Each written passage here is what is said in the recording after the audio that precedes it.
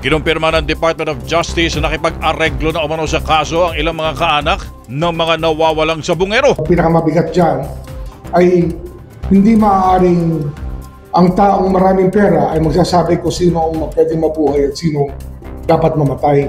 Hindi po gano'n, wala nga tayong death penalty rito eh. Pero kung pera ho magdidictate niyan, ano na mangyayari sa lipunan natin? Breaking news mga kapatid, ilang kamag-anak ng mga nawawalang sabongero ay umatras na sa kaso laban sa mga umano'y sangkot sa pagkawala ng kanilang mahal sa buhay. May mga espekulasyon mula sa ilang netizen na posibleng may naganap na settlement o bayaran. Sinasabi na mukhang malaki ang perang binayad sa mga ito para iatras ang kaso laban sa mga sangkot sa pagkawala at pagpatay sa mga sabongero. Ayon naman kay Justice Secretary Boying Rimulya na hindi niya alam kung magkano ang natanggap ng ilang pamilya ng mga nawawalang sabongero para makipag-areglo sa kaso ng missing sabongeros. Pinakamabigat dyan ay hindi maaaring ang taong maraming pera ay magsasabi kung sino ang pwedeng mabuhay at sino dapat mamatay. Hindi po gano'n, wala nga tayong death penalty rito eh. Pero kung pera ho magdidictate niyan, ano na mangyayari sa lipunan natin? Sa naganap na press conference ng DOJ, sinabi ni Justice Secretary Boying Rimulya, meron silang mga balitang natanggap na umano'y inaayos o inaareglo ng kabilang panig ang ilang kaanak na sangkot sa pagkawala ng mga biktima. Pero wala pa silang hawak na sinumpaang salaysay. Dagdag pa ni Secretary Rimulya, patuloy nilang binubusisi ang impormasyong ito at hindi nila isinasantabi ang posibilidad na may mga panig na nagtatangkang impluwensyahan ang mga pamilya upang umatras sa kaso. Ayon sa kanya, kahit pa may mga umurong na complainant, hindi titigil ang DOJ sa paghahanap ng katotohanan at sa pagsampa ng nararapat na kaso laban sa mga responsable.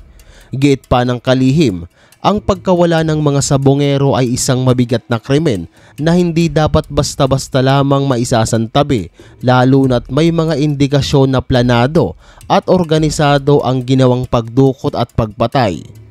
Nananawagan din siya sa mga natitirang pamilya at saksi na manatiling matatag at makipagtulungan sa imbestigasyon upang makamit ang hustisya.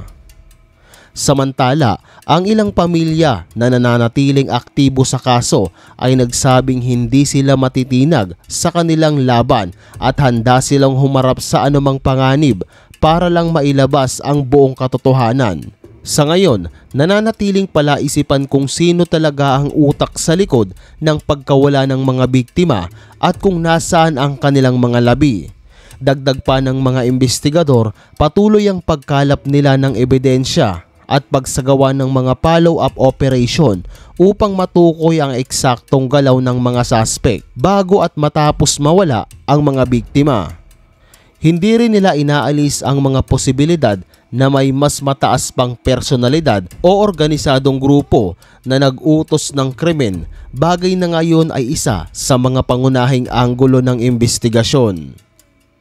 Hinihikayat naman ng ilang mambabatas ang DOJ at PNP na bilisan ng kaso at ilabas sa publiko ang anumang resulta ng kanilang mga pagsisiyasat upang matigil na ang haka-haka at maling impormasyon na kumakalat sa social media. Para sa kanila, mas mainam na malinaw at bukas sa lahat ang proseso upang maiwasan ang pagdududa at patuloy na makuha ang tiwala ng taong bayan. Habang patuloy ang investigasyon, nananatiling umaasa ang publiko na sa kabila ng mga balakid at bantang kinakaharap ng pamilya, darating ang araw na lalabas ang buong katotohanan at makakamtan ng mga biktima ang hustisyang matagal na nilang hinihintay. Pangalawang update natin, patidongan, minamanmana ng kalaban at balak na ba siyang patumbahin. May mga sasakyan nakita malapit sa kanyang tinitirahan at tila binabantayan ang kanyang mga galaw. Sa buhay ko? Yes, sir. Yes, marami. Katulad nung kagabi, alam ko naman na sila yon. Hindi lang sila makakapasok doon sa kung saan ako naroon. Anong kagabi, sir? May sasakyan doon, paikot-ikot. At ngayon, chinik ko yung plaka, hindi tugma doon sa sasakyan. Magiging plano, Sir Jude? Hindi, sa ngayon okay naman na yun. Hindi naman sila makapenetrate. Una, sinabi ko, hindi naman gobyerno ang kalabang ko dito. Mga mas samantao ang kalabang ko dito. Kaya alam ko ang galaw nila. Julie Dondon Patidongan, sinasabing nanganganib ang buhay at dapat nang makapasok sa Witness Protection Program matapos magsumbong nito na may kahina-hinalong umaaligid sa kanyang tinutuluyan. At neto ang mga nakaraang linggo, pinaliparan naman siya ng isang drone kung saan ayon mismo sa kanya na delikado na ang buhay niya. Ayon naman kay DOJ Boyeng Rimulya na minamadali na nila ang pagpasok ni Dondon sa Witness Protection Program para sa seguridad nito at ng kanyang pamilya. We want to hurry up the process para may special funding na pwedeng pumasok. Para siya naman ay mabantayan pa ng husto na dedicated talaga sa kanya. Ang trabaho ay siya ang bantayan. O siya at ang kanyang pamilya. Ayon kay Patidongan, merong sasakyang umaaligid sa kanya, tila isang kahina-hinalang sasakyan na ilang araw na umanong nakaparada o dumadaan malapit sa kanyang tinitirahan. Ayon sa kanya, napansin niyang iba't ibang oras ito lumalabas at bumabalik at tila minamanmanan ang kanyang mga galaw. Minsan pa raw ay hindi mo maaaninag ang loob ng sasakyan. Hindi niya rin sinubukang lapitan o silipin dahil delikado. Dahil dito hindi maiwasan ni Patidongan maghinala. Kaya naman kinuha niya ang plate number ng sasakyan at pinacheck. Napag-alaman niya na hindi tugma ang description ng sasakyan kung saan ito nakarehistro. At doon, napagtanto niya na minamanmanan nga siya ng sasakyan. Agad naman siyang tumawag at sinabing meron nagmamanman sa kanyang bahay. Ayon naman kay DOJ Boyeng Rimulya na safe naman si Patidongan, pero mas maganda pa rin at mas mapoprotektahan ito kapag nasa witness protection kasama ang pamilya ni Dondon. Matatapos na rin tayo. Yung 10 days na yun, it can be extended but it's better off that we finish it habang mainit pa, ay ilabas na. Mayroong statement si Anakim, may statement na rin si Dondon. Kaya based on the two, matibay-tibay na yung kaso. Pero malaki matutulong pa rin ni Jose. Hindi lang yan kapatid, dahil noong mga nakaraang linggo, si Patidongan habang nagpapahinga sa kanyang tinutuluyan ay tila may isang drone na nagmamanman sa kanya. Paikot-ikot sila yan sa bahay ko. Ano Sila mismo. Naliparan ako ng drone at saka may patong na ako sa ulo, 50 million, Cyril. Ayon pa kay Patidongan na malaki ang patong niya sa ulo para patahimikin.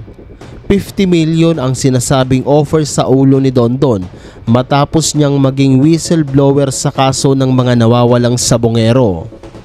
Dahil dito, mas lalong tumaas ang pangamba ni Patidongan para sa kanyang kaligtasan at kaligtasan ng kanyang pamilya. Ayon sa kanya, hindi biro ang banta, lalo na't malaking personalidad at makapangyarihang individual ang nadadamay sa kaso ng mga nawawalang sabongero. Maging ang ilang kaibigan at kakilala raw niya ay nagbabala na mag-ingat siya at huwag basta-basta lalabas ng walang tiyak na proteksyon. Dagdag pa ni Patidongan, mula nang lumabas siya bilang whistleblower ay hindi na siya nagkaroon ng normal na pamumuhay. Laging may takot at sa bawat katok sa pintuan at bawat ingay sa labas ng kanyang tahanan ay kinakabahan siya. Kaya naman nananawagan siya sa publiko at sa mga kinauukulan na agaran aksyonan ang kanyang kalagayan bago pa man may mangyaring hindi kanais-nais. Sa panig naman ng DOJ, tiniyak ni Secretary Boyeng Rimulya na nakabantay sila sa kaso ni Patidongan at ginagawa nila ang lahat ng hakbang para maisama ito agad sa Witness Protection Program. Aniya, mahalagang maligtas at maprotektahan ang mga testigong may hawak ng critical na impormasyon para tuluyang mabuksan at maresolba ang misteryo sa pagkawala ng mga sabongero. Sa buhay ko? Yes, sir. Yes, marami. Katulad nung kagabi, alam ko naman na sila yon. hindi lang sila makakapasok doon sa kung saan ako naroon. Ano po